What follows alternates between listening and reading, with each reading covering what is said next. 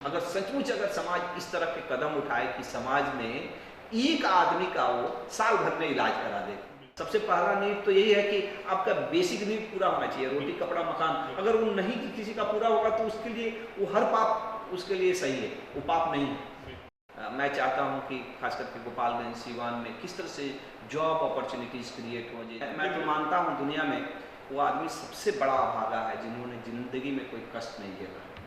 तो एक नहीं रहता है कि वो बाज का जाने परसौती के पीड़ा। जो लोग लुटेरा बोलते हैं उससे मैं क्षमा चाहूँगा एज ए डॉक्टर, और हम कोशिश करेंगे कि हम अपने बाकी लोगों को और हम अपने आप में भी सुधार करें। एक्चुअली मैं तो बोलता हूँ कि हर यूथ को प्यार करना चाहिए, और ये बात हमेशा याद रखिएगा, वो दुनिया का सबसे अभागा आदमी है जिसका कभी दिल नहीं टूटा, जिसको कभी कष्ट नहीं हुआ, जिसको कभी पीड़ा नहीं हुई। Thank you sir. The best compliment to all of you, this is Raju from Bihar. आज फिर मैं एक ऐसे शख्सियत से मिलवाना चाहता हूँ जो आज समाज का उभरता हुआ आईना बने हुए, एक ऐसे शख्स जो एक अच्छे चिकित्सक का कर्तव्य निभाते हुए समाज को एक नई दिशा देने के कार्य में जुटे हुए हैं। तो मैं बात कर रहा हूँ सिवान के सबसे सुप्रसिद्ध और विख्यात डॉक्टर रमेश्वर कुमार के बारे में, जो ऑर्थोपेडिक सर्जन है और साथ साथ Shri Sai multi specialist hospital Siwan के चेयरमैन हैं। आज हम इनसे वो सारी बातें करना चाहते हैं जो एक सामान्य छात्र और छात्राओं को एक डॉक्टर बनने तक की क्या क्या प्रोसेस होती है और कौन कौन सी समस्याओं का सामना करना पड़ता है। अगर आप अपने फ्यूचर में एक डॉक्टर के रूप में देखना चाहते हैं, आप एक सुप्रसिद्ध और विख्यात डॉक्टर बनना चाहते हैं, तो ये वीडियोज आपके लिए हैं, इसे अंत तक अवश्य देखें। और हाँ, अगर आप एक सामान्य व्यक्ति हैं तो इसमें कुछ तीखे मीठे सवाल जवाब किए गए हैं जो आपके दैनिक जीवन यानी दिनचर्या में काम आ सकते हैं। तो सबसे पहले मेरी तरफ से, और ये जो लाइव टॉक देख रहे हैं सर, उनके तरफ से मेरे लाइव स्पोर्ट मैनेजमेंट में आपका स्वागत है सर। धन्यवाद धन्यवाद सर। बहुत सारे क्वेश्चंस लाए हैं और आपके सामने प्रेजेंट कर रहे हैं। क्वेश्चन सर पहला ये है कि सर आप सबसे पहले हमको ये बता दीजिए कि चिकित्सक का ही करियर क्यों चुना और कैसे चुना? क्या ये आपका टारगेट था या डायरेक्ट कहीं से टारगेट बनाए और इसको ऑब्जर्व कर दिया? सब चीज़ तो एक्चुअली ऐसा नहीं है कि मैंने इसका सबसे पहले कि मुझे डॉक्टर बनना है इसका विचार आया एक डॉक्टर को ही देख। यस। एक्चुअली हमारे समाज में हमेशा डॉक्टर आम आदमी से उसका जीवन स्तर चाहे हर तरह से वो थोड़ा बड़ा रहता है। Yes. हमारे एक मौसा जी थे गोपालगंज के, वो भी बहुत फेमस डॉक्टर हैं, वो भी ऑर्थोपेडिक सर्जन हैं। यस। बैनाथ बाबू, Yes. पी सिंह के नाम से। यस। तो हम लोग गोपालगंज में ही रहते थे और उनका भी घर था, तो बहुत सारी चीज़ों को उनको देख के हमको प्रेरणा मिलती थी। उस वक्त उनके पास कार थी, उनको याद आ रहा है वो भी दृश्य जब वो एक दिन हम लोग के घर आए थे, कार थी, जो उन लोग का रुतबा, उनका घर, वो पहली बार तो वही चीज़ें देख के जो उनके बात करने सभी लोग उनको बड़ा इज्जत करते थे। हमारे घर में भी चाहे हमारे पेरेंट्स वगैरह भी, चाहे जो भी रिलेटिव लोग थे, सभी लोग इज्जत, तो देख के लगा कि नहीं डॉक्टर बहुत अच्छा लाइफ है और ऐसा ही हमको भी बनना चाहिए, हमको एक अच्छी ज़िंदगी चाहिए। बाद में ये पता चला कि ये सेवा करने का भी बहुत अच्छा जरिया है, लेकिन कहीं ना कहीं वो डॉक्टर साहब से ही, जो हमारे मौसा जी थे, उन्हीं को देख के इंस्पिरेशन हुआ कि मुझे डॉक्टर बनना है, और उसके बाद से हमारे घर वालों ने भी सपोर्ट किया और हम डॉक्टर बने। और ये जो MBBS का कोर्स आप कहाँ से कंप्लीट किए? मैंने MBBS एक बहुत ही अच्छा मेडिकल कॉलेज से, Mahatma Gandhi institute of medical sciences Sevagram Wardha से किया। Yes. जो उस वक्त उसका ऑल इंडिया लेवल से एंट्रेंस होता था, जैसे एम्स का, BHU का एंट्रेंस होता था, और बहुत सारे मामलों में वो हमारा मेडिकल कॉलेज भारत का एक यूनिक मेडिकल कॉलेज है। एक्चुअली पहला चीज़ उसमें यूनिकनेस ये थी कि उस वक्त उसके एंट्रेंस में गांधीयन थॉट का एक पेपर होता था जो कंपलसरी था, मैंने उसमें पासिंग मार्क्स आएगा तभी फिजिक्स केमिस्ट्री बायोलॉजी का पेपर आपका चेक होगा, अगर उसमें पासिंग मार्क्स नहीं आएगा तो। दूसरा चीज़ था कि वो इंडिया का पहला रूरल मेडिकल कॉलेज था जो रूरल एरिया में था। तीसरा चीज़ कि उसको एस्टैब्लिश महात्मा गांधी ने किया था। चौथा चीज़ उसमें कि वहाँ पे गांधीयन फिलॉसफी फॉलो की जाती थी। जब हम लोग वहाँ पे एडमिशन होता था तो शुरू के 10 दिन का एक ओरिएंटेशन कैंप होता था जो वहाँ गांधी आश्रम है, वो एक्चुअली गांधीयन एक ऑर्गेनाइजेशन है, कस्तूरबा हेल्थ सोसाइटी, उसी को वही उसको मैनेज करती थी। तो वो लोग एक ओरिएंटेशन कैंप करते थे जिसमें हम लोग गांधीयन फिलॉसफी की, क्या गांधी जी क्या सोचते थे, उनकी क्या दिनचर्या थी, उनका क्या सोच था, क्या विजन था, उसके बारे में ही, मतलब मेडिकल का पढ़ाई नहीं होता था, वही होता था। पांचवा एक और चीज़ था कि हम लोग के मेडिकल कॉलेज में खादी पहनना कंपलसरी था और हफ्ते में एक दिन हम लोग श्रमदान भी करते थे। हम आपने देखा होगा कि यहाँ पे मैंने जैसे कुछ दिन पहले हम लोग श्रमदान का एक किए थे कि संडे के संडे, तो कहीं ना कहीं वहीं से इंस्पायर है। तो बहुत कुछ मेरे लाइफ में मुझे लगता है कि डॉक्टर बनने की प्रेरणा तो मुझे मेरे बताया मौसा जी से, लेकिन एक अच्छा इंसान, एक समाज सेवी बनने की प्रेरणा कहीं ना कहीं वो हमारे मेडिकल कॉलेज की देन है, जो जहाँ पे और रूरल चीज़ों को, क्योंकि बहुत सारे डॉक्टर लोग रहते हैं कि वो पढ़ाई तो कर लेते हैं लेकिन वो रूरल परिवेश में एडजस्ट नहीं हो पाते। तो मुझे इस बात का गर्व है कि मुझे दुनिया के किसी कोने में भी रख दीजिएगा, मैं वहाँ पे एडजस्ट हो सकता हूँ, वहाँ पे वर्क कर सकता हूँ, और ये देन वो हमारे इंस्टीट्यूशन की देन है। I am very proud and I am very honoured, और चाहे ब्लेसिंग ये है गॉड की कि मुझे वैसे मेडिकल कॉलेज में पढ़ने का मौका मिला, जहाँ से मैंने MBBS भी किया, वहीं से मैंने MS भी किया। लगभग हम लोग 10 साल तक उस संस्था से जुड़ा रहे हैं। सर दूसरा क्वेश्चन ये है सर कि एक्चुअली आप इसमें कंफर्टेबल हैं, अच्छे भी हैं, ठीक है, लेकिन फिर भी आप अपना रुख लीडरशिप की तरफ मोड़ रहे हैं, ऐसा क्यों? क्या लीडरशिप के ज़्यादा पैसा है इससे? नहीं, बिकॉज जब सर पिछले इलेक्शन में मैंने देखा कि आप फाइट किए थे इलेक्शन, तो क्या मतलब क्यों लीडरशिप की तरफ जाना चाहते हैं? क्या देखिए, लीडरशिप एक्चुअली ऐसा है ना कि जो लोग योग्य हैं, यस सर, अगर वो सचमुच की राजनीति में नहीं आते हैं तो उसका सबसे बड़ा खामियाजा ये भुगतना पड़ता है। ये बहुत बार आपने सुना होगा कि समाज को सबसे बड़ा खामियाजा ये कि अयोग्य लोग आप पे शासन करेंगे। तो और आप नहीं चाहेंगे कि हम लोग के जैसे लोग पॉलिटिक्स में आना चाहिए। लोग सब लोग बोलता है कि अच्छा लोगों के लिए अच्छा ये चीज़ नहीं है, तो ये कैसे चेंज होगा? कहीं ना कहीं किसी ना किसी को तो कदम उठाना पड़ेगा, और मुझे लगा कि मैं समाज के लिए ज़्यादा अच्छा काम कर सकता हूँ अगर, क्योंकि एक बड़ा प्लेटफॉर्म है लीडरशिप।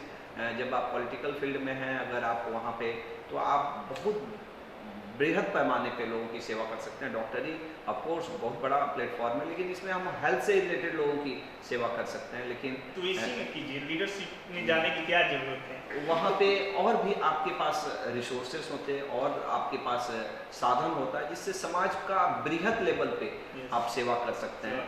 ऐसा मेरा धारणा है, और इसी थॉट से, और अच्छे लोगों को आना चाहिए। अच्छा लोग केवल एक हम ऐसा ही गाली देते रहे दूसरों को आके, नहीं लीडर अच्छे नहीं है, लीडर अच्छे नहीं है, और जब हमारी बारी आए तो हम बोले कि नहीं हम नहीं जाएंगे, ये अच्छा नहीं है, गंदा है, कीचड़ है। तो ये मैं दूसरे पे तभी हम उंगली उठा सकते हैं जब हम भी उस रेस में, हम भी उस मैदान में, और इसीलिए मैं आया। तो फिर अगले भी चुनाव लड़ना है कि अब बस? नहीं, ऐसा नहीं है, चुनाव नहीं लड़ना है, मौका मिलेगा फिर से लड़ेंगे। ऐसा नहीं है कि मैदान छोड़ के हम भाग गए हैं। दूसरी बात है जीते हारे, वो अलग बात है, तो लेकिन हम मैदान में हैं, हमको मौका मिलेगा, हमारी पार्टी चाहेगी तो हम जरूर लड़ेंगे। ऐसा नहीं है कि अब नहीं लड़ना है कि अब हार गए डॉक्टर साहब तो बिल्ली में घुस जाएंगे, नहीं ऐसा नहीं। बिल्कुल मौका मिलेगा, जनता का आशीर्वाद होगा, लोग चाहेंगे तो जरूर हम लड़ेंगे, हमारी इच्छा है कि हम लड़ें। बिल्कुल सर। जी। और सर तीसरा सर क्वेश्चन ये है कि सर देखिए, मनुष्य की जिंदगी में एक चिकित्सक का मतलब एक ओरिजिनल होता है ना, उनकी क्या भूमिका होनी चाहिए? मैंने लोगों की जिंदगी में लोगों की, देखिए मतलब चिकित्सक की क्या भूमिका होनी चाहिए लोगों की जिंदगी में सर? लोगों के प्रति क्या भूमिका होनी चाहिए? चिकित्सक का लाइफ जो है ना, ये अपने आप में, जैसे मैं ही एक डॉक्टर बना तो एक किसी से इंस्पायर होके बना। तो डॉक्टर एक हमेशा एक समाज के लिए केवल एक ऐसा नहीं है कि लोगों को स्वस्थ रखना, लोगों के कष्ट में, चाहे उसको शारीरिक परेशानी है उसको दुख दूर करने के लिए जो भी है मेडिसिन देना, चाहे परामर्श देना, वही काम नहीं है। मुझे लगता है कि भले ही आप पॉलिटिक्स में हैं चाहे नहीं है, लेकिन डॉक्टर हमेशा एक इंस्पिरेशन है समाज के लिए। बहुत सारे लोग, चाहे आप भी, चाहे बहुत सारे लोग रहते हैं जो बहुत सारे डॉक्टर को देख के, चाहे बहुत बच्चा सब रहता है जो बचपन में किसी डॉक्टर को देख के ये इंस्पायर होता है कि नहीं हमको ऐसा बनना है। तो एक्चुअली देखिए, हम वो नहीं बनते हैं जो हम सोचते हैं, हम वो बनते हैं जो हम देखते हैं। किसी को देख के हम इंस्पायर ज़्यादा होते हैं देन किसी को पढ़ के चाहे सुन के। तो डॉक्टर हमेशा एक समाज का एक मैं कहूँगा कि एक राह दिखाने वाला, बहुत सारे यूथ को मोटिवेट करने वाला, उनको इंस्पायर करने वाला होना चाहिए, और है भी। लेकिन हमारा रोल, हमारा वर्क ऐसा होना चाहिए, क्योंकि आप देखते होंगे कि बहुत सारे पेरेंट्स बोलते हैं अपने बच्चों को कि देखिए, मैंने जो भी टॉप स्टार के डॉक्टर हैं कि तुम उनके जैसा बनो। कभी किसी क्रिमिनल्स के जैसा अपने बच्चों को बनाने के लिए नहीं बोलते हैं, और क्रिमिनल्स भी होगा तो अपने बच्चे को चाहेगा कि कोई सिवान का चाहे गोपालगंज का एक सबसे बेहतरीन डॉक्टर बने। कोई बहुत बड़ा ऑफिसर्स बने, राजनेता भी चाहता है कि उसका बेटा एक अच्छा डॉक्टर बने, भले कुछ नहीं कर पाता है तो लोग नेतागिरी में लगाते हैं। तो ये इंस्पायर करना, मोटिवेट करना, लोगों को एक रास्ता दिखाना सही, अपार्ट फ्रॉम कि डॉक्टरी का पेशा, क्योंकि ये तो हमारा पेशा है, इसी से हमारा जो भी है रोजी रोटी चलता है। तो ये बहुत बड़ा रोल है जो समाज के लिए हम दे सकते हैं एज ए डॉक्टर। ये सर, और आज की समस्या सर एक और है सर, ओल्ड एज में पहले सर क्या होती थी सर, कमर में दर्द हो जाना या घुटनों में दर्द हो जाना, घुटनों से बार बार आवाज आना, ये ओल्ड एज में होती थी। बुढ़ापे में जैसे मतलब 40-45 क्रॉस करने के बाद होते 50, लेकिन आज भी देखिए सर 15, 20 पर भी मतलब ऐसे हो जा रहा है ना, यंग एज में ही सर दर्द होने लग रहा है, घुटनों से आवाज़ आने लगता है। सर इसको रोकथाम करने के लिए इसको मतलब कोई सोल्यूशन है सर कि इसको रोका जा सकता है, कम किया जा, रोका तो नहीं जा सकता है, कम तो जरूर किया जा सकता है। बिल्कुल बिल्कुल किया जा सकता है। एक्चुअली ये सब चीज़ें जो है ना, जो आप देखते होंगे कितना लोगों को घुटने में तकलीफ हो गई, कमर की तकलीफ हो गई, हड्डियों में से आवाज़ आना, चलने फिरने में दिक्कत होना, तो ये सब समस्याएं अधिकतर ये लाइफस्टाइल का डिजीज़ है, क्योंकि हम लोग का जीवन स्तर बदल गया है, हम लोग का जीवन जीने का तरीका बदल गया, हमारे खान पान बदल गए हैं। अब हम लोग सेडेंटरी लाइफस्टाइल जी रहे हैं, मेहनत का कोई नहीं है। और भले ही एक मजदूर को छोड़ दिया है तो अधिकतर लोगों को मेहनत नहीं है, मजदूर भी है तो एक सही ढंग से वो अपने शारीरिक परिश्रम को नहीं कर रहा है, उसका डाइट उतना अच्छा नहीं है। चाहे डाइट तो सबका गड़बड़ है कि उसका हेल्दी डाइट ही सबसे मुख्य प्रॉब्लम डाइट है, उसके बाद से जीवन शैली है, कितना बजे उठना, कितना बजे सोना, शरीर का कितना परिश्रम होना, तो ये चीज़ें धीरे धीरे टाइम के अनुसार ये चीज़ें बदल गई हैं। और इसके कारण से बहुत सारी समस्याएं हैं कि अब काम नहीं, जो आदमी काम करेगा वही मजबूत बनेगा। हाँ, जो काम नहीं करेगा, जो मेहनत, काम मीन्स में जो शारीरिक मेहनत नहीं करेगा तो उसका शरीर मजबूत नहीं होगा। तो वो चीज़ें होने से अब बहुत सारे लोगों को बहुत कम उम्र में घुटने की तकलीफ, कमर की तकलीफ होती है, और इसका मेन इलाज यही है कि हम अपने खान पान को अच्छा रखें, हम अपने दिनचर्या में एक्सरसाइज को डालें, एक्सरसाइज को डालें, मेडिटेशन, योगा करें, फूड हमारा बैलेंस्ड हो, हमारा व्यसन कुछ ना हो, हम हमारी आउटडोर एक्टिविटी भी कुछ हो, सब इंडोर में उसमें विटामिन की कमी, तो ये सब चीज़ें बहुत ज़रूरी हैं। कुछ स्पोर्ट्स एक्सरसाइज जो चीज़ें हैं, तो ये चीज़ रहे तो ये चीज़ों को प्रिवेंट किया जा सकता है, चाहे इसको लेट किया जा सकता है, और ये हर इंसान को करना चाहिए। और इसी कारण से आप देख रहे होंगे कि बहुत यंग लोगों को कमर में स्लिप डिस्क, घुटने में तकलीफ, हाँ, ये सब चीज़ें हो रही हैं।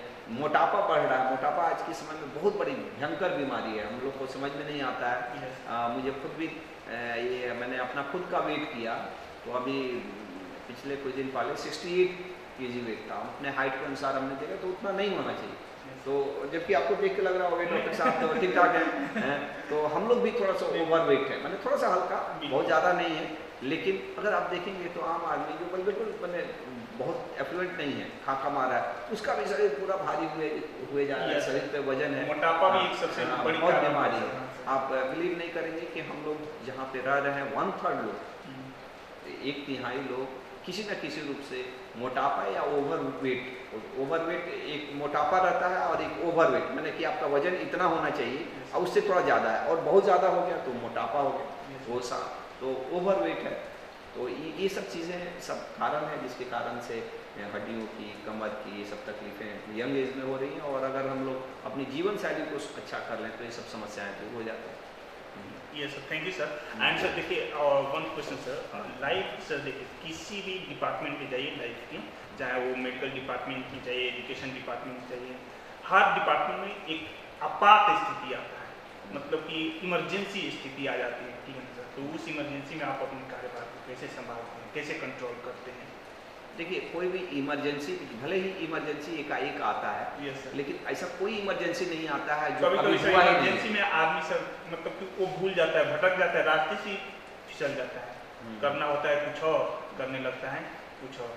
तो मैंने इमरजेंसी में हम लोग के नहीं, आप अपने में ही बताइए। जैसे हम लोग का इमरजेंसी क्या होता है कि जैसे एकाएक कोई एक्सपायर हो गया, हाँ, चाहे एकाएक कोई मास एक साथ 10 आदमी जिसको सब सीरियस है वैसा मरीज आ गया, तो ये इमरजेंसी है, हम लोग के अनुसार ये इमरजेंसी है। तो उसको कैसे हैंडल करना, मैंने इमरजेंसी का ये चाहे पैनिक सिचुएशन को कैसे हैंडल करना, आप ये जानना चाहते हैं। तो देखिए, कोई भी जो ये पैनिक सिचुएशन रहता है, भले ही आता है साल भर में एक बार, लेकिन ये आता है, ये हर आदमी को, जैसे आपकी भी ज़िंदगी में कुछ आ सकता है। आप भी अगर लिस्ट निकालेंगे कि मेरे पास क्या क्या चीज़ें हैं, तो हम लोग तो मेडिकल साइंस में तो पढ़ाया जाता है कि आपको ये प्रॉब्लम आ सकता है, ये प्रॉब्लम आ सकता है, ये प्रॉब्लम, और इस सभी चीज़ों का सॉल्यूशन भी रहता है। सब चीज़ टीम वर्क से होता है, अकेले तो कुछ भी नहीं कर सकते हैं। सभी चीज़ों के टीम वर्क है, सभी लोग मिलके, और पहले से प्री प्लानिंग रहता है कि भाई ये चीज़ होगा तो हम लोग को ये करना है, ये चीज़ होगा तो ये करना है, ऐसा सिचुएशन आ जाएगा तो इस आदमी को हमको कॉल करना है। एक आदमी का काम रहता है कि वो सिचुएशन को हैंडल करना और टीम को कलेक्ट करना, बाकी लोग मिलके हम लोग एज ए टीम एफर्ट्स उसको हैंडल करते हैं। तो ये सिचुएशन मेडिकल साइंस में तो हम लोग को रोज़ तो नहीं होता है, लेकिन कम से कम महीना में तो आता ही है एक ऐसा, मैंने एक पैनिक सिचुएशन कि जब ऐसा लगता है कि जब इधर से उधर सब हो गया है, तो उसमें टीम वर्क और पहले से प्लानिंग हेल्प करता है। और थोड़ा सा अपना पेशेंस रखना पड़ता है, कभी कभी तो अपने को भी धैर्य रख के काम करना पड़ता है। सर, और सर एक नेक्स्ट क्वेश्चन है सर, देखिए ये एक्चुअली जनता के क्वेश्चन हैं, मैं अधिकतर सुना हूँ, देखा भी हूँ, ठीक है, कि सर मतलब थोड़ा सा तकलीफ वाला है, वाजिब नहीं है पूछना, लेकिन पूछ रहा हूँ सर कि देखिए सर, आज की डेट में सर डॉक्टर भी हैं सर, ठीक है, इलाज के नाम पर पैसा नहीं ले रहे सर, लूट रहे हैं। और सर ये लूटना सब सर अपने जुबान से मैं नहीं निकाल रहा हूँ, जनता ऐसे बोल रही है कि डॉक्टर पैसा ले नहीं रहे बल्कि लूट रहे हैं, और वो भी सर मैं बता रहा हूँ कैसे लूट रहे हैं सर। टोटल सर फी के नाम पर पाला सर 200-300 की जगह पूरे 500 फी हो गए हैं। दूसरा, अगर मतलब कि मरीज चेंबर में आ गया, डॉक्टर के पास आ गया, तो तरह तरह के test, urine test, blood test, sugar test, x-ray, मतलब बहुत सारी टेस्ट, और टेस्ट तक ही नहीं निर्धारित है सर। जहाँ अगर मतलब वाजिब है कि 4 से 8 दवा में ठीक हो जाने वाला है, तो पूरे झोली भर दवा थमा दिए जाते हैं कि लो भैया खाओ इसको, 2 महीना 3 महीना खाओ। और सबसे बड़ी बात यह है कि अगर आत्मा की शांति भी अगर डॉक्टर को नहीं मिला है उतना होने के बावजूद भी, तो 10 दिन से 15 दिन अपने पास भर्ती, और उसके बाद गोरखपुर और पटना रेफर। क्या सर ये सब? ये देखिए, ये चीज़ है, एक डॉक्टर और पेशेंट्स, या डॉक्टर या समाज का एक रिलेशन है, एक रिश्ता, और ये रिश्ते में ना कहीं भी अगर कहीं चोट पहुंचती है ना, तो केवल ऐसा नहीं है कि सामने वाले को ही, समाज को ही इसका दंश झेलना पड़ता है, डॉक्टर को भी झेलना पड़ता है। कितना बार हम लोग, बहुत बार, जैसे हम कितना बार कभी ट्रेन में जाते हैं और हम नहीं बताते हैं कि हम डॉक्टर हैं, तो डॉक्टर के बारे में आम आदमी के प्रति, आम आदमी बड़ा नकारात्मक सोच है। भले जैसे ही आप डॉक्टर बता दीजिएगा ना, तो वो आपको कुछ नहीं बोलता है, मैंने अधिकतर समय नहीं बोलता है, उसमें भी बोलने वाले लोग रहते हैं कि डॉक्टर लोग तो लुटेरे हैं, डॉक्टर लोग तो गिद्ध हैं। कितना लोग बोलता है डॉक्टर गिद्ध है, ये मुर्दा को भी नोच के खा जाता है, कष्ट होता है जी, पीड़ा होता है। गब्बर सिंह बैग से पिक्चर आया था, उसमें मुर्दे को भी वो मतलब जिलाने की कोशिश कर रहे हैं और लूटने की कोशिश कर रहे हैं सर। देखिए, एक्चुअली सच्चाई ये है कि सभी डॉक्टर ऐसा नहीं है, हम आपको बता रहे हैं, जो ये बिल्कुल रियल फैक्ट है। समाज में अगर 100 डॉक्टर है ना, तो इससे 20% ही डॉक्टर है, 80% डॉक्टर बड़ा ही सेवा भावना से, अच्छा से, उन लोगों का धंधा है भाई, उसी से उसका रोजी रोटी। तो आप ऐसा नहीं बोल सकते हैं कि कोई सब फ्री में करते हैं लोग, ये पैसा लेते हैं, लेकिन वो अपने ईमानदारी से, एक तरफ से देखा जाए तो एक ईमानदार बिजनेसमैन जैसा अपना काम करते हैं, कि बेईमानी से कुछ नहीं करना है। लेकिन कुछ लोग हैं उसके प्रति, इसमें एज ए डॉक्टर हमारी भी जवाबदारी है कि उनको, उनके लिए अच्छा करें। और दूसरा एक और भी चीज़ है कि जो चीज़ें बहुत शेयर करना मुझे लगता है कि, क्योंकि लोग बोलते हैं कि डॉक्टर चोर है, डॉक्टर चोर है, डॉक्टर लुटेरा है, हाँ, तो इससे डॉक्टर भी, जो सही लोग रहते हैं ना, उनको बड़ा आहत होता है, बहुत कष्ट होता है। और इससे होता क्या है ना कि डॉक्टर को भी, जैसे समाज में पेशेंट्स को डॉक्टर पे विश्वास नहीं है ना, आज ऐसा बड़ा विकट सिचुएशन हो गया ना कि एक डॉक्टर को भी मरीज पे विश्वास नहीं होता है, और ये ज़्यादा खतरनाक है। मैं आपको बता रहा हूँ कि जब डॉक्टर को अपने मरीज पे विश्वास, क्योंकि देखिए डॉक्टरी एक पूरा विश्वास का धंधा है जी। हम रोज़ ऑपरेशन करने जाते हैं, रोज़ ऑपरेशन करते हैं, 4-5 ऑपरेशन हड्डी का मैं करता हूँ। दुनिया में कोई डॉक्टर नहीं बोल सकता है कि जिस मरीज को हम ऑपरेशन के लिए लेके जा रहे हैं उसको हम जिंदा लेके आ जाएंगे। हम लोग लिखवाते भी हैं, सबको बताते भी हैं, ऐसा तो दूसरी बात है, लेकिन फिर भी, और ये भी मालूम है कि कल के दिन कुछ उस मरीज को हो जाएगा ना, भले कितना भी बताए हैं, अपने स्तर से वो हंगामा करेगा, ये भी हमको, ये डॉक्टर को मालूम है। लेकिन फिर भी एक डॉक्टर रोज इस विश्वास पे कि भगवान है, लोग हैं, जो हम सही काम करेंगे, वो जाके ऑपरेशन करता है। लेकिन जब उसका ये चीज़ खत्म होता है ना, तो छोटे छोटे चीज़ों के लिए ना वो फिर उसको डर लगता है फिर लगता है कि क्या मालूम कल कुछ हो जाएगा तो ये करेगा। और इससे होता है क्या है ना कि बहुत सारे लोग, मुझे ऐसा मैंने यहाँ पे देखा है, ये होता है सच्चाई, कि डॉक्टर नहीं चाहता है कि कोई मरीज उसके क्लिनिक में मरे, भले रोड पर मरीज मर जाए। क्या ये समाज के लिए अच्छा है? क्या ये समाज के लिए अच्छा है? ये बात सही है कि हमारे यहाँ के लोग गरीब हैं, कितना लोग उसको एफोर्ड नहीं कर सकता है। लेकिन आपको ये बात जान के बड़ा खुशी होगा, चाहे यहाँ के लोग, बहुत सारे लोग जानते हैं, जो बहुत सारे, क्योंकि हमारे यहाँ से का मेन इकोनॉमी गल्फ से कंट्रोल होता है। आप गल्फ के लोग, जो लोग इलाज कराते हैं और यहाँ इलाज कराते हैं, यहाँ से 20 गुना महंगा इलाज है बाहर में, गल्फ में। Yes. अगर आप चले जाइएगा अमेरिका में, लंदन में, यहाँ से 100 गुना ज़्यादा कॉस्टली ट्रीटमेंट है। आपका सिंपल हाथ का हड्डी टूट जाए ना, यहाँ का आदमी अगर इंग्लैंड में इलाज करा ले प्राइवेट हॉस्पिटल में, तो उसका घर द्वार बाल बच्चा सब बिक जाएगा। तो उस हिसाब से देखें तो इंडिया में बहुत सस्ता है, बहुत कंपेरेटिवली सस्ता है। तो हमको इस डॉक्टर्स को, चाहे इन लोग, मैं ऐसा नहीं उसके, मैं जो हमारे जो अवगुण हैं, जो हमारे यहाँ जो बैड प्रैक्टिस है, मैं उसको लिपापोती करने की कोशिश, लेकिन इसमें अच्छा चीज़ भी है। हमारे यहाँ के डॉक्टर्स सबसे बेहतरीन डॉक्टर्स में माने जाते हैं पूरी दुनिया में। तो एक पॉजिटिव चीज़ है, इस चीज़ को भी हमको इनकरेज करना चाहिए। और आप देखिए, जैसे सिवान में ही है, हम लोग के यहाँ डॉक्टर्स का एवरेज फीस, अब देखिए कोई एक्सेप्शन हो सकता है, 300 रुपया फीस, 300 रुपया।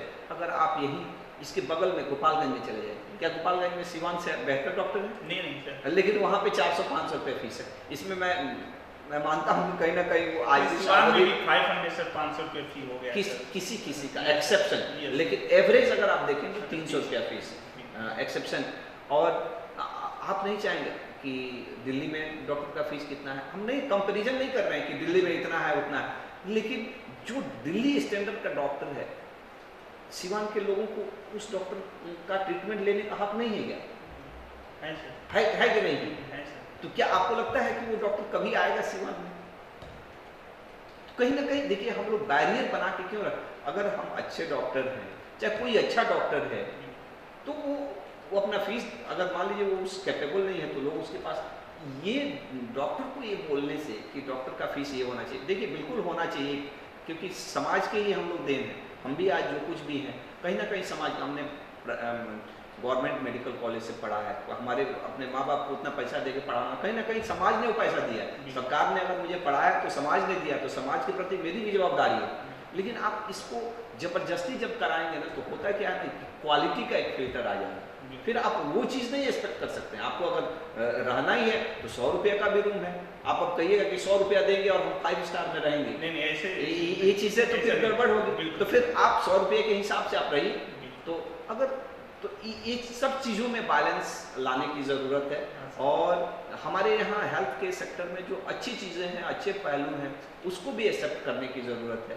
और जिसको भी लगता है ना कि चीज़ें बहुत, डॉक्टर लुटेरा है, डॉक्टर लोग बहुत ख़राब है, उनके लिए 2 मेरा संदेश रहता है हमेशा, कि आप अपने बच्चे को, अगर इतना लुटेरा है तो आप अपने बच्चे को डॉक्टर बनाइए। एक तो पहला चीज़, वो लूटेगा नहीं, और दूसरा सोचिए कि लुटेरा लोग इतना आगे बढ़ गया है और वो अच्छा काम करेगा तो कितना आगे बढ़ेगा।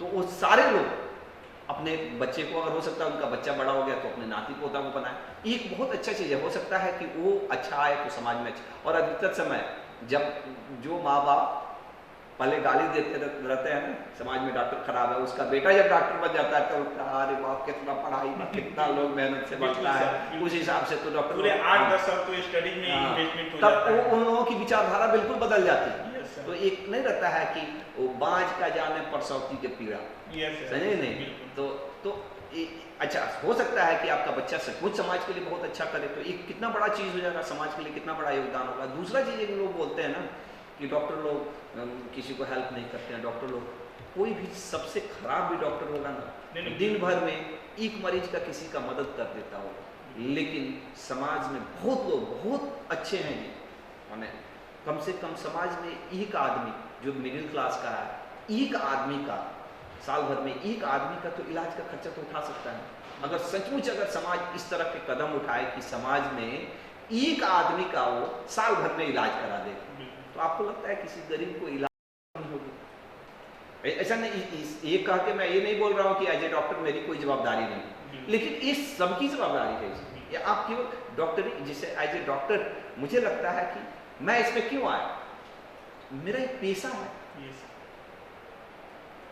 मैं नहीं बोलता कि मैं समाज सेवा कर रहा हूँ डॉक्टरी करके, बिल्कुल। ये मेरा धंधा है भाई, इसी से हमारा रोजी रोटी चलता है। इसी से मैं बोलूँगा कि मेरी इतनी अच्छी बीवी मिल गई, उसको मालूम था कि भाई डॉक्टर साहब हैं, अच्छा कमाएंगे खाएंगे हमारे बाल, लेकिन मैं ऐसे आई एम जोकिंग, लेकिन ये मेरा प्रोफेशन है, बिल्कुल। मेरा प्रोफेशन है। ये दूसरी बात है कि हर प्रोफेशन वाले को समाज सेवा करना चाहिए। एज ए डॉक्टर हमको लगता है कि डॉक्टर की ज़्यादा जवाबदारी बनती है कि वो समाज सेवा करे, लेकिन जो लोग लुटेरा बोलते हैं उससे मैं क्षमा चाहूँगा एज ए डॉक्टर, और हम कोशिश करेंगे कि हम अपने बाकी लोगों को और हम अपने आप में भी सुधार करें। लेकिन मैं रिक्वेस्ट करूँगा समाज से भी, वो लोग भी थोड़ा आगे आके और डॉक्टर की भी चीज़ों को समझे और सचमुच जो गरीब है कुछ मदद करें। मदद का मतलब ये नहीं होता है कि डॉक्टर साहब के पास गए और एक कह दिए कि थोड़ा डॉक्टर साहब देख लीजिए गरीब आदमी, अरे कुछ आप भी थोड़ा हेल्प कर दीजिए भाई, थोड़ा सा आप हेल्प कर दीजिएगा। थोड़ा थोड़ा कोई मदद कर देता समाज का सभी आदमी, तो कोई भूखा नहीं रहेगा। थोड़ा थोड़ा कोई मदद कर दे तो कोई ऐसा नहीं रहेगा कि जिसका इलाज ना हो। जी सर, और सर नेक्स्ट ये है सर क्वेश्चन कि आप एज ए लीडर या मतलब कि एज ए लीडर या एज ए डॉक्टर सर कोई मतलब भविष्य में योजना बना कर रखें कि क्या योजना है? अच्छा हाँ, आज देखिए बहुत सारी योजनाएं हैं। एक तो अपना पर्सनल योजना रहता है कि हमारी अपनी खुद की योजनाएं, कुछ हमारे जैसे परिवार से रिलेटेड कुछ योजनाएं रहती हैं, कुछ समाज से रिलेटेड हमारी योजनाएं हैं। जैसे अब हमको ये है कि एज ए लीडर और एज ए डॉक्टर कोई और जैसे योजना अभी यहाँ पे हमको मन में एक इच्छा है कि हमको यहाँ पे आयुर्वेदिक कॉलेज खोले, इंस्टीट्यूशन खोले। हाँ, जिससे अपना खुद का भी देखिए हम कर क्या सकते हैं, हम लोग कर्म करने वाले लोग हैं, कर्म से ज़्यादा। और एक स्टेज के बाद से आपके पास आप पैसा कोई खा नहीं सकता है। जितना ज़रूरत है शुरू में लगता है वो हो गया, उसके बाद से लगता है कि हम क्या कर सकते हैं। कि अगर हमारे में क्रिएटिविटी है तो हम समाज के लिए, चाहे अपने लिए ही चाहे अपने परिवार के लिए, क्या हम दे के जा सकते हैं। तो मुझे लगता है कि मैं इंस्टीट्यूशंस करना चाहता हूँ। मैं चाहता हूँ कि खास करके गोपालगंज सीवान में किस तरह से जॉब अपॉर्चुनिटीज़ क्रिएट हो, जिससे हम यहाँ पे जो भी बंद जो शुगर मिल्स हैं, चाहे जो भी इंडस्ट्रियल जोन्स थे, बहुत सारे थे, तो उसमें किस तरह से मैं कंट्रीब्यूट करूं। मैं उसमें ये भी सोच रहा हूं कि मैं कुछ ऐसा इंडस्ट्री लगा सकता हूं क्या जिसमें 500-1000 लोगों को हम जॉब दे सकें। क्योंकि मैंने मन में यही रहता है कि हम जॉब क्रिएटर बने, मैंने कितना लोगों को जॉब दे सकें, ये एक विजन रहता है। दूसरा एक रहता है कि क्या मैंने ये हमेशा दिमाग में चलते रहता है कि ऐसा क्या करें हम लोग कि हम लोग के यहाँ लोग बाहर के लोग आए, गुजरात के लोग, मराठी लोग, बंगाली लोग, पंजाबी लोग यहाँ पे आके काम करें। हमारे लोगों को फ्यूचर में हो सकता है कि हम लोग को वो दिन देखते देखते बूढ़ा हो जाए, चाहे मन, लेकिन मरने के पहले कि बाहर के लोग यहाँ पे आ रहे हैं, वो लोग चाह रहे हैं कि यहाँ पे कहीं नौकरी मिल जाता। तो इसके लिए हम क्या क्या कर सकते हैं। दूसरा चीज़ की बहुत सारी चीज़ों के लिए हमारे यहाँ से लोगों को जाना पड़ता है। आपको जान के ताजुब होगा कि दिल्ली के 25% जो प्राइवेट हॉस्पिटल है वो बिहार के लोगों से चलता है, समझ नहीं, बिहार के लोग यहाँ से जाते हैं। तो कहीं ना कहीं एक्चुअली यहाँ पे नहीं है, कमी है, तभी लोग जाते हैं यहाँ से बेहतर के लिए, एजुकेशन के लिए, जो भी थोड़ा सा बेहतर है वो अपने बच्चों को बेहतर एजुकेशन के लिए बाहर भेजता है। तो इसकी ज़रूरत ना पड़े, हम लोग का यहाँ पे ही इंफ्रास्ट्रक्चर उस तरह से डेवलप हो। क्योंकि कोई भी, हमने महाराष्ट्र में रहा, गुजरात में रहा, वो लोग नहीं जाते हैं कहीं, उनके पास खुद का ही, और वो लोग बेहतर हैं, अच्छे हैं। तो और कहीं ना कहीं हम लोग को यहाँ के लोगों को, जैसे हमारे ही बच्चे अभी मेरी वाइफ सभी लोग दिल्ली में रहते हैं, तो अच्छा नहीं लगता है। कौन चाहता है कि अपने बाल परिवार से अच्छा रहे। कोई कमाने के लिए गया है, कोई पढ़ाने के लिए गया है, कोई दवाई के लिए जा रहा है। तो ये अच्छा, तो ये चीज़ें मैंने मरने तक ये चीज़ें सुधरे और इस पर हम लोग वर्क करें, कंटिन्यूसली एफर्ट्स करें। तीसरा चीज़ एक लगता है कि जो जिसके लिए मैं धीरे धीरे वर्क कोई थी कि करप्शन खत्म हो। करप्शन हम लोग के यहाँ बहुत डीप रूटेड है। ऐसा नहीं है कि वो करप्शन केवल नेता में है, अफसर में है, आम आदमी में भी। हमने घूमा ना इलेक्शन में, मैंने देखा कि किस तरह से एक्चुअली चीज़ें मैंने किस तरह की जड़ता है, नीचे तक वो जड़ता है। यहाँ पे हर कुछ मजबूरियाँ भी हैं लोगों की, मैंने हर चीज़ लोग चाहते हैं कि उसको पैसे से लोग उसको एक्सचेंज करना चाहते हैं, हर चीज़ों को। तो लेकिन ऐसा नहीं है कि पैसा, और कहीं ना कहीं ये इसीलिए है कि लोग बहुत ही संघर्ष में, बहुत ही कमी में ज़िंदगी जिए हैं, तो उनको लगता है कि शायद पैसा ही सबसे बड़ा चीज़ है। तो शायद वो संपन्नता आएगी, तो वहाँ संपन्नता के बाद से ही वो क्या बोलते हैं कि संपन्नता के बाद से ही आप उसको क्या मोक्ष की तरफ जा सकते हैं, चाहे आप बेहतर की तरफ जा सकते हैं। सबसे पहला नीड तो यही है कि आपका बेसिक नीड पूरा होना चाहिए, रोटी कपड़ा मकान। अगर वो नहीं किसी का पूरा होगा तो उसके लिए वो हर पाप उसके लिए सही है, वो पाप नहीं है। और इसी चक्कर में ये सब गड़बड़ होता है। तो सभी लोग के कम से कम बेसिक एमिनिटीज़ हम लोग आम आदमी तक पहुंचा सकें, और इसके लिए या तो एजुकेशन के फील्ड में वर्क करना है, हेल्थ के फील्ड में वर्क करना है, चाहे इकोनॉमिकल डेवलपमेंट के फील्ड में वर्क करना है। तो ये एक विज़न है जिस पे मैं करता हूँ।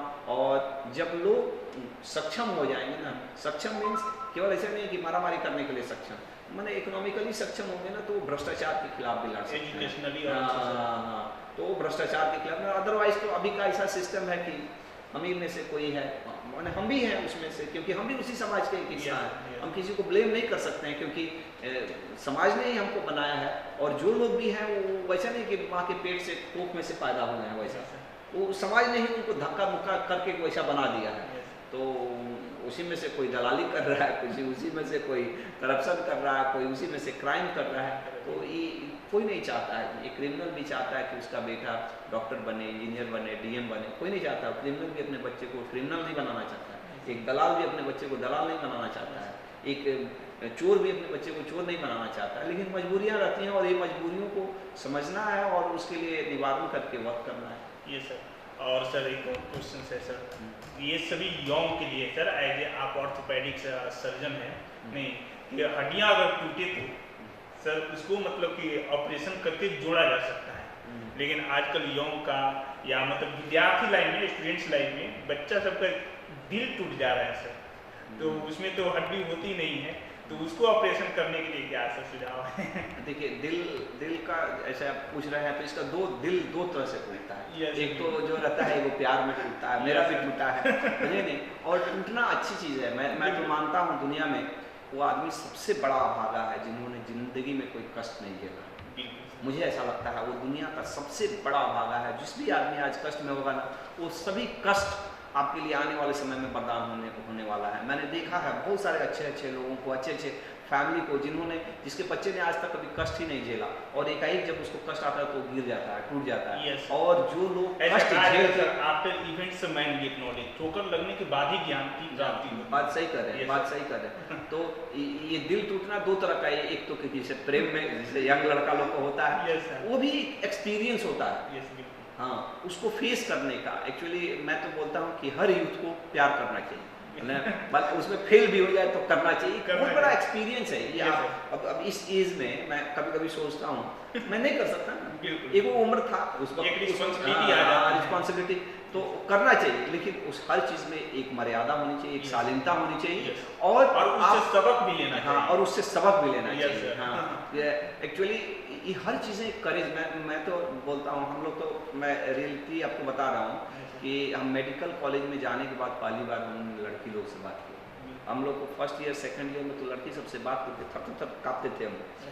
माने क्योंकि हम लोग इधर से पढ़े हुए लोग, अब वो चले गए महाराष्ट्र में, बॉम्बे का, दिल्ली की लड़की सब हाई फाई लड़की रहती थी, और वो देख के भी डर लगता था। लेकिन उसमें दिल भी धड़का, किसी से अच्छा लगा, भले ही वो मुझे चाहिए ना चाहिए, वो अलग बात है, उसमें दिल टूटा भी। लेकिन उस सबसे मुझे लगता है कि मुझे कभी उस चीज़ों का रिग्रेट नहीं। इनफैक्ट मैंने अपनी पूरी स्टोरी को, आपको बिलीव नहीं होगा, मैंने अपने वाइफ को भी शेयर किया है, क्योंकि वो कोई ऐसा नहीं मैंने गलत काम किया। तो आप भी ऐसा जो भी कर रहे हैं ना, ऐसा करिए कि कल के दिन कोई उस पॉइंट पे आप पे उंगली ना उठाए। कल के दिन उस चीज पे आपकी पत्नी को कोई ब्लैकमेल ना करे, कोई आपको ब्लैकमेल ना कर सके। 2 लेसन ले सके, 2 लेसन दे भी सके। हाँ, तो उस तरह की होने चाहिए। और दिल वैसे ही केवल प्यार में नहीं टूटता, दिल और भी चीजों से बहुत जगह टूटता है। बहुत बार ऐसा होता है, फैमिली प्रॉब्लम सोशल प्रॉब्लम आता है, तो वो सब एक लेसन है, उससे कभी घबराना नहीं है।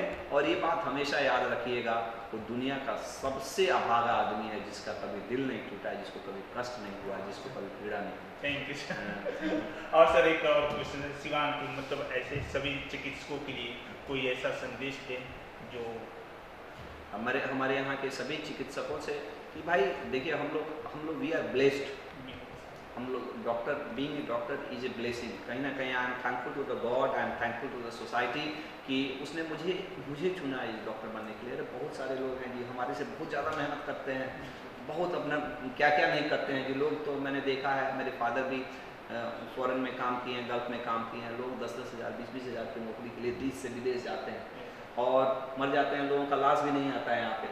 हम लोग को मैंने एक डॉक्टर के लिए 10,000 15,000 रुपया पर डे कमा लेना मैंने कोई इससे बहुत बड़ी बात नहीं है। बिल्कुल आसानी से हम लोग एक नहीं बोलते हैं कि बिना किसी का, तो इसमें केवल पैसा तो कमाना ही है, दुआ भी कमाना है। और एक अगर कहीं ना कहीं भगवान ने हमें चुना है इस इतना अच्छे काम के लिए, तो हमको भी कल के दिन हम जाएं, हमको भी जाना पड़ेगा। हम लोग तो हिंदू धर्म वाले लोग मानते हैं कि हमको जाना पड़ता है।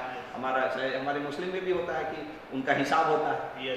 तो जो भी है हमारे भगवान है, हमारे खुदा है, उनसे आँख से आँख मिला के बात कर सकें, बोल ऐसा होना चाहिए लाइफ में। कुछ ऐसा नहीं कि वहाँ पर जाए तो हम आँख से आँख मिला के बात, ऐसा नहीं कि हम सर झुका कैसे वो बेचारे पूछ रहे हैं हम ऐसे ऐसे, हमको तो मालूम है कि हमने किया क्या है। ऐसा सिचुएशन ना आए। और जितना हो सके, मेरा तो अपना खुद का पर्सनल एक्सपीरियंस है कि डॉक्टरी एक ऐसा पेशा है, घाटा नहीं होता जी। Yes sir. कोई भी आता है कुछ ना कुछ दे के जाता है, दोनों तरफ से मिलता है। हाँ, कुछ दे के जाता है, लेके कोई नहीं जाता है।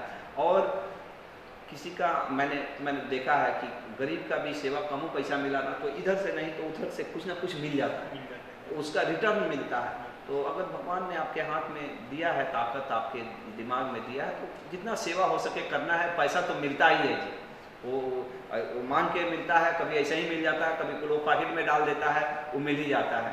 और बहुत मिलता है जी आम आदमी से, तो कंपेरिजन में अगर देखा जाए तो बहुत मिलता है। और सबसे सर लास्ट क्वेश्चन ये है सर कि एक्चुअली मैं छात्रों से सबसे ज़्यादा कनेक्टेड रहा हूँ, चाहे वो छपरा के हो, सिवान के हो या गोपालगंज के हो, ठीक है ना सर।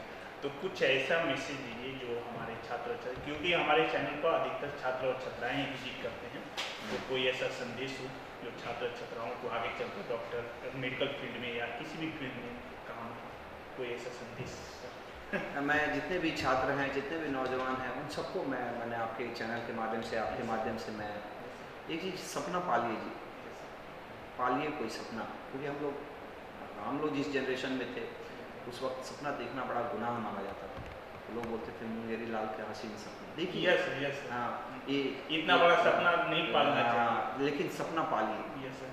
सपना पालिए, सपना देखिए खुले आंखों से। कीजिए। हाँ, उसको खुले आंखों से देखिए। मुझे लगता है कि मुझे कोई गाइड करने वाला नहीं था एक्सेप्ट माई ड्रीम्स, वही मुझे गाइड करता था। मैं खुद उस सपने को, मैंने ऐसा नहीं कोई मेरे चाचा, कोई मामा, कोई काका मुझे गाइड किए कि ऐसे चले जाओ, इस तरह से कर लो। मेरे सपने थे कि मुझे ऐसा करना है, वो रास्ता दिखाते जाता है जी। और उसको करने के लिए हिम्मत, सेक्रीफाइस, उसके लिए मेहनत, बहुत हम लोग दब्बू किस्म के लड़के थे जी। अब हम गोपालगंज DAV स्कूल में पढ़ते हैं, बहुत पढ़े हैं 10वीं तक। जो लड़के हमारे साथ, बहुत सारे लड़के हैं जो अभी भी कनेक्टेड हैं, वो लोग जानते हैं कि डॉक्टर रामेश्वर क्या था।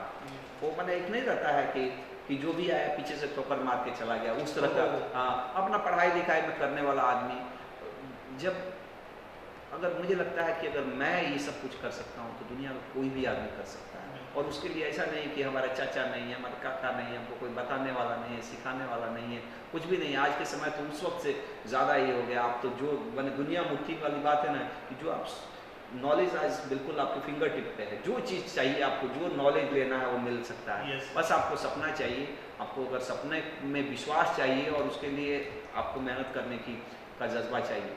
और सपना जब देखने लगता है ना आदमी, तो फिर वो तो कांटा पे भी चल जाएगा, समझ में नहीं आता है कि क्या हो रहा है। समझे नहीं, वो जब धुन चढ़ जाएगा ना, तो दुनिया में कुछ भी करना नामुमकिन है। वो धुन को लगाइए, यही उम्र होता है ये। उसके बाद से नहीं आप वो धुन ला सकते हैं। और उसके बाद से आदमी के पास कुछ बचता नहीं है। वो एनर्जी जो मुझे लगता है कि जो 15 वर्ष से लेके 25 वर्ष तक रहती है, वही डिसाइड करती है। हाँ, वही डिसाइड करती है कि आपकी बाकी ज़िंदगी कैसी होने वाली है। इसको मत वेस्ट होने दीजिए, इसको बर्बाद नहीं होने दीजिए। इसी एज में या तो आप बना लीजिए या तो बिगाड़ लीजिए, ऊपर डिपेंड करता है। उसके बाद से आप अपने थॉट्स को भी किसी भी तरह से मैंने, उसके बाद से बड़ा अच्छा, जिंदगी में तो कभी भी कोई कुछ कर सकता है, लेकिन उसके बाद से बड़ा मुश्किल होता है लोगों को संभालना, उसके बाद से अच्छा करना, रिस्पॉन्सिबिलिटी बढ़ जाती है। इस वक्त में आप खेल सकते हैं, मैंने नहीं रहता है, बिल्कुल खेले जा रहे हैं, मज़ा, मैंने आप हर ड्रीम्स को मज़े में आप प्राप्त कर सकते हैं। तो इसको यूटिलाइज करिए, ये रिक्वेस्ट है। थैंक यू सर, धन्यवाद। Thank you. एंड और ये अगर वीडियोज आपको अच्छी लगी हो तो प्लीज़ लाइक करें, नीचे कमेंट करके बताएं कि कौन सा क्वेश्चन आपके हक में था, कौन सा क्वेश्चन का सही जवाब मिला।